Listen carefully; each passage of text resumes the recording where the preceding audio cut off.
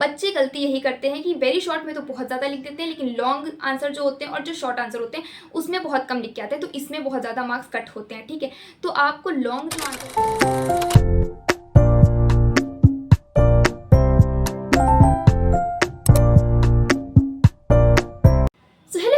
welcome and welcome back to the another new video.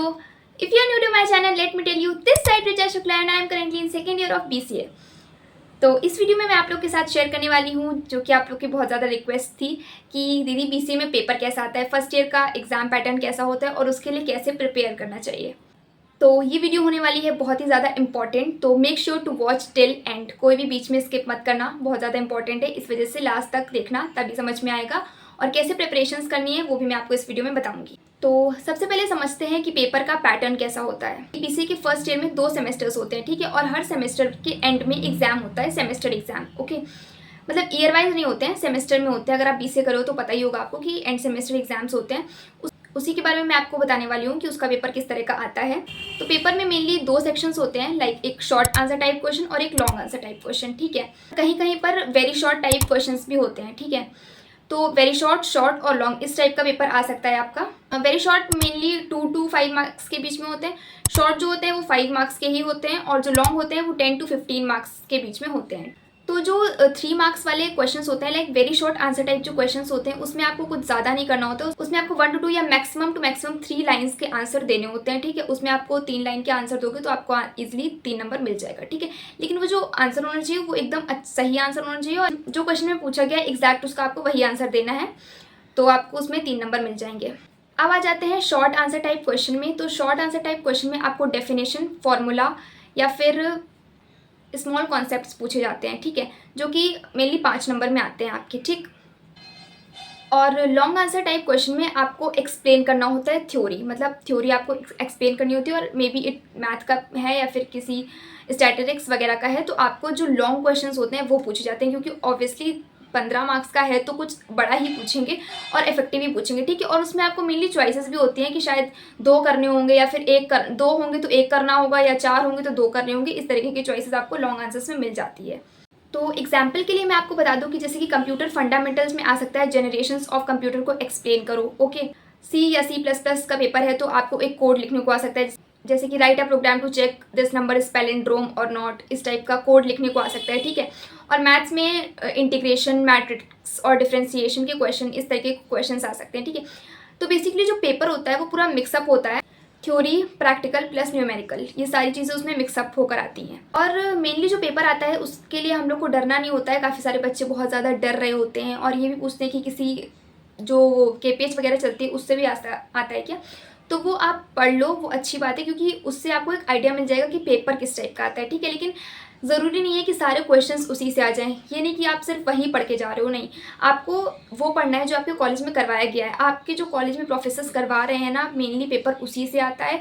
आप वो notes अच्छे से पढ़ कर जाओगे तो आपको पेपर में कोई भी ऐसा क्वेश्चन नहीं मिलेगा जो आपको ना आता हो। ठीक है, मेरे कॉलेज में तो बेसिकली ये होता है कि जो मेरे टीचर्स पढ़ा देते हैं, जो मेरे फैकल्टी जितना पढ़ाते हैं, मतलब मैथ्स में तो हमारे सर जो करवाते हैं एज इट इज़ क्वेश्चन भी कभी कभी हम लोग को मिल जाते हैं पेपर में। ठीक है, तो मैं सबसे पहले आपको सजेस्ट करूंगी कि आप किसी भी KPH को लेने से पहले अपने नोट्स को अच्छे से पढ़ के जाना। KPH आप ले लो, KPH आपके लिए इंपॉर्टेंट है। मतलब KPH वो होती है, एक प्रीवियस ईयर क्वेश्चन टाइप की बुक होती है, उससे आपको एक आइडिया मिल जाता है कि पहले किस टाइप के क्वेश्चन आए हुए थे। ठीक है, तो वो आप ले सकते हो, बट सबसे पहले नोट्स पढ़ना, उसके बाद वो पढ़ना। ठीक है, वो भी पढ़ना, क्योंकि उससे भी कभी कभी क्वेश्चन ऐसे होते हैं कि एज इट इज़ रखे हुए आपको मिल जाए पेपर। तो पेपर किस तरीके का आता है, पेपर का फॉर्मेट मैंने आपको पूरा बता दिया है कि बहुत बड़ा नहीं आता है।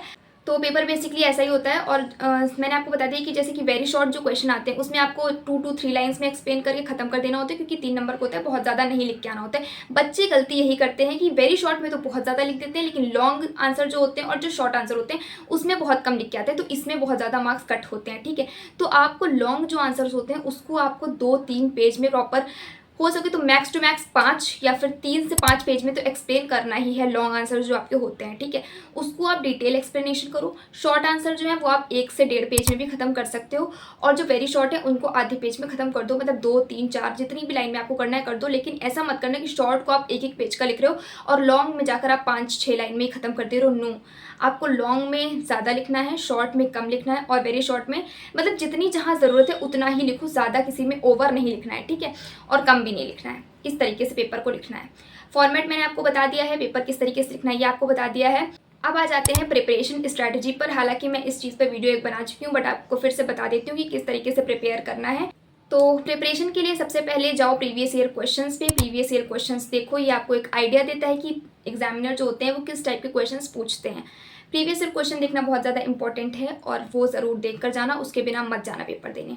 प्रीवियस ईयर क्वेश्चन को हो सके तो सॉल्व भी कर लेना, उससे आपको टाइम का जो होता है ना बाउंडेशन वो भी पता चल जाएगी कि कितने मिनट में आप कर पा रहे हो पेपर को सॉल्व, क्योंकि काफ़ी बच्चों का पेपर जो होता है वो छूट भी जाता है, तो वो नहीं करना है, ठीक है। इसलिए प्रैक्टिस करके जाओ जिससे कि पेपर छूटे ना।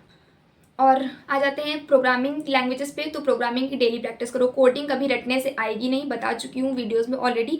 कोडिंग कभी रटने से नहीं आती है, लर्न नहीं कर पाओगे कोडिंग को प्रैक्टिस करके ही जाना पड़ेगा आपको। आप ड्राई रन कराओ, फिर सिस्टम पे भी रन कराओ, तभी आपको कोडिंग आएगी। इसलिए प्रोग्रामिंग की तो डेली प्रैक्टिस करो। मैथ्स डेली प्रैक्टिस करो, एक दिन में करके जाओगे भूल जाओगे, वहाँ जाके मैं गारंटी देकर बोल रही हूँ, ठीक है।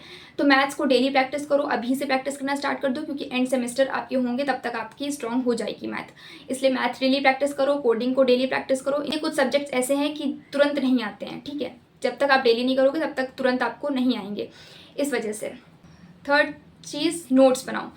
नोट्स बनाने का वीडियो मैं ऑलरेडी अपलोड कर चुकी हूँ किस तरीके से बनाने हैं, और हर सब्जेक्ट का नोट्स बनाओ, शॉर्ट नोट्स बनाओ। स्पेशली डेफिनेशन और फॉर्मूले ज़रूर लिखो, एग्जाम टाइम पे बहुत हेल्पफुल होते हैं, बहुत ज़्यादा हेल्प करते हैं। अगर आपके पास नोट्स नहीं बने हैं तो आप पहले नोट्स ढूंढोगे, कहाँ से पढ़ना है क्या, ये सब इधर उधर भटकते रहोगे, कुछ नहीं होगा। इसलिए अभी से प्रॉपर नोट्स बनाते हुए चलो, उस टाइम पे जाकर बहुत ईजी रहता है और बहुत ज़्यादा हेल्प करते हैं। Next thing is time management. Time management पे फोकस करो। एक दिन थ्योरी सब्जेक्ट्स, एक दिन न्यूमेरिकल्स, कोडिंग, इन सबको बैलेंस करो। कैसे बैलेंस करना है, किस तरीके से टाइम मैनेजमेंट करना है, ये सब सीखो। और मतलब डेली 2 घंटे तो स्टडी को दो ही दो, बहुत ज़्यादा नहीं, बहुत कम नहीं। डेली आपको दिन भर नहीं पढ़ना होता है, इसमें 2 घंटे लेकिन प्रॉपर आपको देनी है। Next thing is group study करो। अगर कोई चीज़ नहीं समझ आ रही है तो अपने फ्रेंड्स से डिस्कस करो। फ्रेंड्स से डिस्कस करने का बेनिफिट ऑलरेडी बता चुकी हूँ कि वो चीज़ें हम लोग को एग्जाम में जल्दी हिट करती हैं जो हमारे फ्रेंड्स हमें समझाते हैं, अदर देन कि हमें कोई टीचर समझाए। अगर फ्रेंड्स समझाते हैं तो वो चीज़ जल्दी समझ आती है, इस वजह से फ्रेंड डिस्कशन करो। एंड नहीं समझ आ रहा है फिर भी तो यूट्यूब लेक्चर्स देख लो। तो बहुत सारे लेक्चर्स जो हैं वो फ्री में अवेलेबल हैं आप लोगों के लिए। आप यूट्यूब लेक्चर से समझो और वहाँ से समझ के प्रैक्टिस करो, ठीक है। लेकिन समझो किसी भी तरीके से। कोई भी डाउट है तो उसको क्लियर करो, उसको डाउट मत रहने दो, ठीक। एग्जाम जब पास आने वाले लोग हो तो लास्ट में जो 7 to 10 डेज आपके पास हैं उसमें आप शॉर्ट नोट्स अपने रिवाइज करो, ठीक है। अपने जो प्रीवियस क्वेश्चन लगाए हैं उनको फिर से प्रैक्टिस करो। हर एक नए टॉपिक पर अपना टाइम वेस्ट मत करो। जो आपको पहले से आता है उसको अच्छे से रिवाइज करो, उसको अच्छे से परफेक्ट करो। The next thing is BCA में स्कोर करना कोई बहुत बड़ी बात नहीं है, कोई बहुत मुश्किल बात नहीं है। बीसीए के एग्जाम बहुत ज़्यादा टफ नहीं होते हैं, इजी ही होते हैं। अगर आप डेली प्रैक्टिस कर रहे हो, डेली प्रोग्रामिंग कर रहे हो, नोट्स बन रखे हैं आपके, तो आप अच्छा स्कोर कर सकते हो। तो पेपर का पैटर्न मैंने आपको बता दिया है, कैसे प्रिपरेशन करनी है वो गाइड मैं एक वीडियो में ऑलरेडी दे चुकी थी, बट इस वीडियो में मैंने आपको बता दिया कि किस तरीके से प्रिपरेशन करनी है। आई होप इस वीडियो में आपको काफ़ी ज़्यादा हेल्प मिली होगी कि किस तरीके का पेपर आता है और किस तरीके से प्रिपरेशंस करनी है। तो अब आप रेडी हो प्रिपरेशंस करने के लिए, जाओ जाकर पढ़ो और प्रैक्टिस करो, प्रोग्रामिंग करो। कोई भी क्वेरीज, कोई भी डाउट्स हो पेपर के रिगार्डिंग, बीसीए के रिगार्डिंग, कॉलेज के रिगार्डिंग या अदर देन कोई भी क्वेरीज हो, आप कमेंट्स में पूछो, I will definitely reply you. और वीडियो बिल्कुल भी थोड़ी सी भी हेल्पफुल लगी हो तो उसको लाइक करना और चैनल को सब्सक्राइब करना बिल्कुल मत भूलना, बहुत ज़्यादा मोटिवेशन मिलता है। And thank you for watching, that's it for today, bye bye.